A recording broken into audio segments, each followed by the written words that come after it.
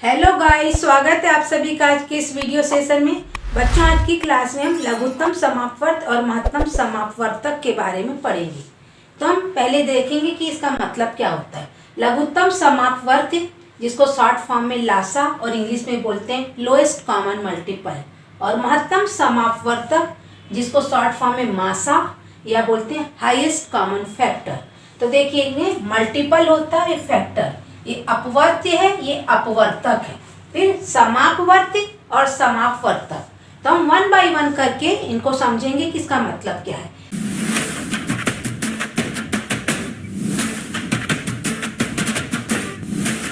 तो सबसे पहले हम देखेंगे अपवर्त्य क्या होता है। अपवर्त्य का मतलब होता है गुणज।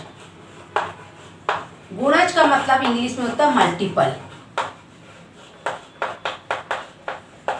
मतलब पहाड़ा।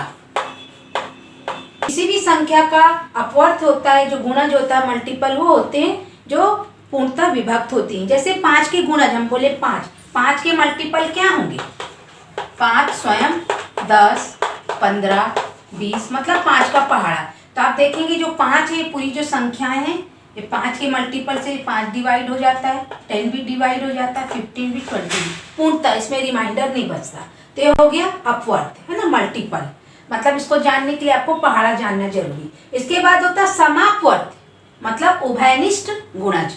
तो जब दो संख्याएं या दो से अधिक संख्याएं दी होती हैं तो हम उसका समापवर्त देखते हैं या उभयनिष्ठ गुणज देखते हैं। जैसे 5 का हमने लिख दिया, अब हमको 2 का भी लिखना है, तो 2 का पहाड़ा लिखेंगे।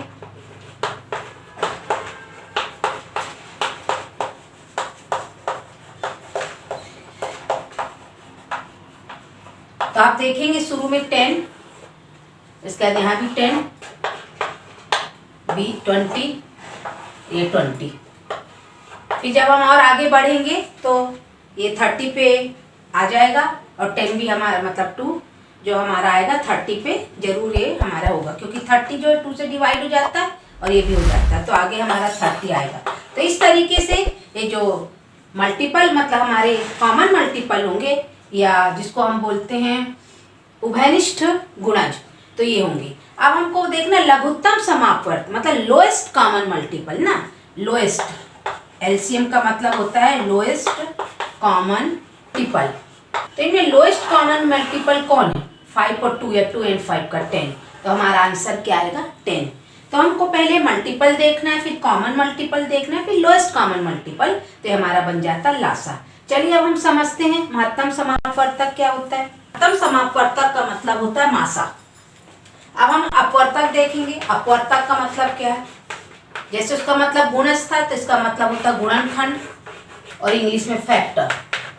तो अपवर्तक क्या होते हैं? अपवर्तक का मतलब वो, इसके अंतर्गत वे संख्याएं आती हैं जो दी गई संख्या को पूर्णतः विभक्त कर दें। जैसे अगर हम 4 बोले, तो 4 के जो फैक्टर होंगे अपवर्तक क्या होंगे? 1, 2 और 4, है ना। तो एक पूर्णतः देखिए डिवाइड होगी, और देखेंगे आप, इससे हमेशा छोटे, मतलब बराबर या इससे छोटे होते हैं। हम 16 लेंगे तो 16 का कैसे आएगा? 1 आएगा, 2 आएगा। जब हम 1 लेते हैं, मैं दूसरी विधि भी आपको बताती, 1 लेंगे तो हम यहाँ पे थोड़ी दूरी में 16, है ना, 16, 1 और 16। जब हम 2 लेंगे तो 8, 2 8 जा 16 होता है। फिर हम लेंगे 4, 4 4 जा 16। बाकी ये 3 के टेबल में भी नहीं आता, 5 के में भी नहीं आता, 7 के में भी नहीं, 8 में आता है ना। 8 1 9 10 11 12 13 14 फिर सीधे 16। तो ये सारे इसके क्या हो गए? फैक्टर हो गए, गुणनखंड हो गए। तो इस तरीके से आप देखेंगे कि जो दी गई संख्याएं हैं, इसके जो गुणनखंड है, पूर्णतः 16 को 16 को पूर्णतः डिवाइड करते हैं। एक भी 16 को करेगा 16 बार में, 2 8 बार में करेगा, 4 4 बार में करेगा। तो ये शॉर्ट फॉर्म होता है। इसको भी आप देखोगे 1 4 जा 4, और यहाँ पे 2 2 जा 4। तो इस तरीके से भी आप आराम से निकाल सकते हैं, गुणनखंड विधि से इसको निकालते हैं, और इसको हम बोलते हैं मासा। अब इसके बाद होता है समापवर्तक, मतलब उभयनिष्ठ गुणनखंड। तो जैसे ये 2 संख्याएं हैं, हमको इसका उभयनिष्ठ गुणनखंड निकालना है जो दोनों में हो। तो आप देखेंगे 1 2 और 4, ये इनके क्या हो गए? समापवर्तक हो गए ना, फैक्टर, कॉमन फैक्टर हो गए। अब इसमें हमको देखना है कि हाईएस्ट कॉमन फैक्टर क्या है ना। महत्तम, तो महत्तम फैक्टर क्या है? 4। तो हमारा आंसर क्या आ जाएगा? HCF 4। तीन संख्याओं का 4 एंड 16 का। तो इस तरीके से ये हमारा एलसीएम एंड एचसीएफ हो गया, इनसे जुड़े ये कॉमन बेसिक चीज़ें हो गई। अब हम इससे संबंधित कुछ रूल देखते हैं कि क्या रूल है, ताकि हमको आसानी हो। नेक्स्ट क्लास में मैं आपको पहचानने के लिए कुछ शॉर्ट ट्रिक्स भी बताऊंगी, एलसीएम और एचसीएफ निकालने की कुछ फार्मूला बताऊंगी। एलसीएम और एचसीएफ से संबंधित बहुत सारे रूल हैं, शॉर्ट पॉइंट्स, की पॉइंट्स इनको बोलते हैं। पहला है प्रत्येक संख्या का सबसे छोटा मल्टीपल वह संख्या स्वयं होती है, जबकि प्रत्येक संख्या का सबसे छोटा फैक्टर 1 होता है। तो जब हम एलसीएम की बात करेंगे ना, सबसे छोटे मल्टीपल की, जैसे हम 2 लिए 3 लिए, तो 2 का टेबल है 3 का टेबल, मतलब इसको हमको टेबल आना चाहिए, गुणा पहाड़ा पढ़ना आना चाहिए। ये 2 का टेबल है, 3 का टेबल है, और ये सो ऑन, मतलब अनगिनत होते हैं, अंतिम तो हम निकाल ही नहीं सकते, आगे तक ही चलते हैं। तो सबसे छोटा मल्टीपल देखिए 2 का 2 है, 3 का 3, मतलब वह संख्या स्वयं होती है। और जब हम एचसीएफ की बात करें तो क्या होगा, 2, 3 और 6 का देखिए, इसके एचसीएफ जो होंगे ये इसके फैक्टर होंगे, मतलब इसमें होता भाग देना, जैसे इसमें गुणा करना था तो इसमें भाग देना। तो जो 2 है 1 से 1 है, पूरा डिवाइड कर देगा 2 को, है ना, और 2 है जो 1 से पूर्णतः डिवाइड है 2 से भी, ऐसे 3 1 से 3 से, और 6 1 से 2 से 3 से 6 से, 1 6 जा 6, 2 3 जा 6, मतलब 6 का जब हम गुणनखंड निकालेंगे फैक्टर, तो सबसे छोटा फैक्टर देखिए सब में 1 है।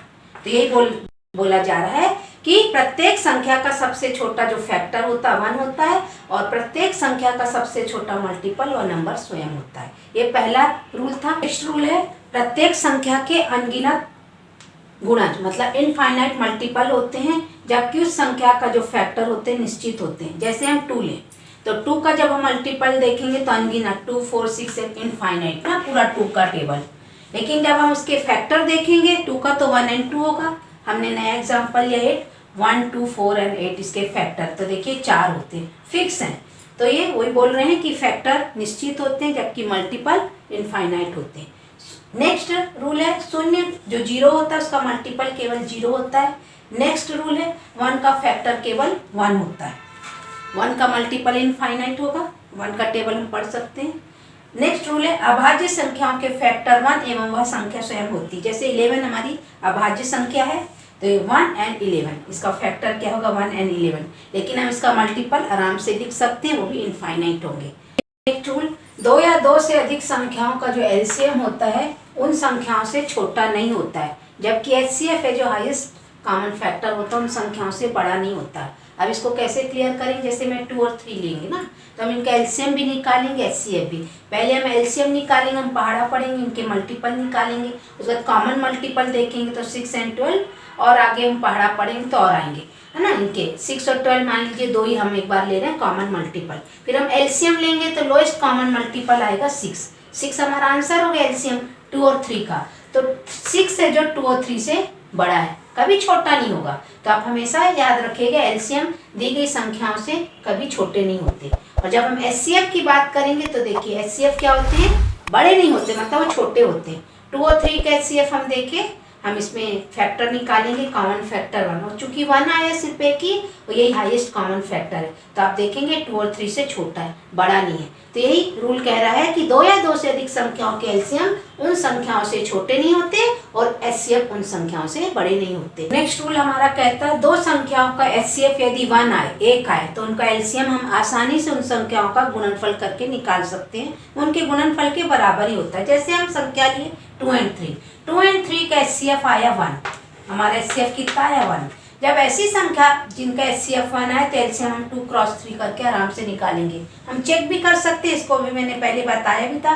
2 का हमने निकाला, टेबल पढ़ा 3 का, जब हम इनके मल्टीपल कॉमन मल्टीपल निकाले 6 12 एंड सो ऑन, जब हम एलसीएम निकालेंगे तो आएगा 6 जो कि इसके गुणा के बराबर। तो एचसीएफ अगर कभी भी किसी 2 या 3, हमने 2 संख्या लिखा, 3 संख्याओं के साथ भी आप कर सकते हैं, अगर कभी भी किसी भी संख्याओं का एचसीएफ 1 आएगा तो आप उनका एलसीएम आराम से उनका मल्टीप्लाई करके निकाल सकते, गुणा करके। मान लीजिए हम यहाँ 5 भी ले लें, ठीक है, तो 5 का भी 1 एंड 3 मतलब 1 आएगा, और हम यहाँ के 5 का भी मल्टीपल लेंगे तो हमको बहुत सारी आगे संख्याएं निकालनी पड़ेगी इसमें, और हम इसको चेक करके भी कर सकते हैं। जैसे हमको 5 लेना है तो 5 हमारा जब आएगा तो कॉमन मल्टीपल हमारा क्या आएगा, हमको ये देखना पड़ेगा कि आगे चल के कितनी संख्या में आएगा। तो हम आराम से मल्टीप्लाई करेंगे, 2 3 6 6 5 30, है ना। तो 30 आप देखोगे ये 2 के टेबल में आगे हम चलेंगे तब आएगा, और 3 के टेबल में भी 30 आता है और 5 के टेबल में भी 30। तो सबसे छोटा एलसीएम इन तीनों संख्याओं का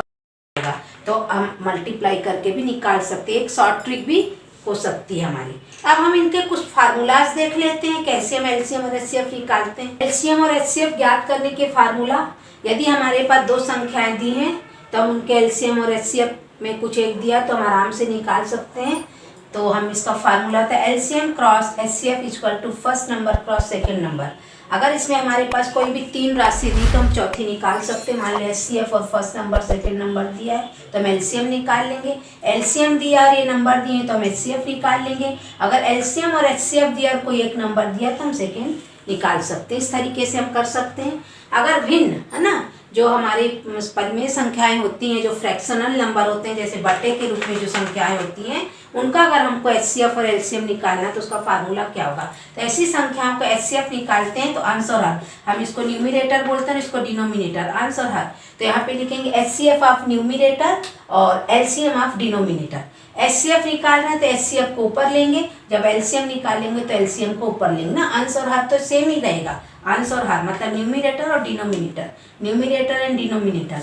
तो एचसीएफ निकाल रहे हैं तो न्यूमिनेटर ऑफ एचसीएफ और नीचे लिखेंगे denominator LCM of denominator, HCF of numerator और एलसीएम ऑफ डिनोमिनेटर। और जब हम एलसीएम लेंगे तो हम यहाँ पे अंश और हर न्यूमिनेटर डिनोमिनेटर तो लिखेंगे, लेकिन चूंकि एलसीएम है तो हम पहले ऊपर एलसीएम लेंगे। तो एलसीएम ऑफ न्यूमिनेटर और एचसीएफ ऑफ डिनोमिनेटर। तो इस तरीके से हम आराम से भिन्न संख्याओं का भी एलसीएम और एचसीएफ ज्ञात कर सकते हैं।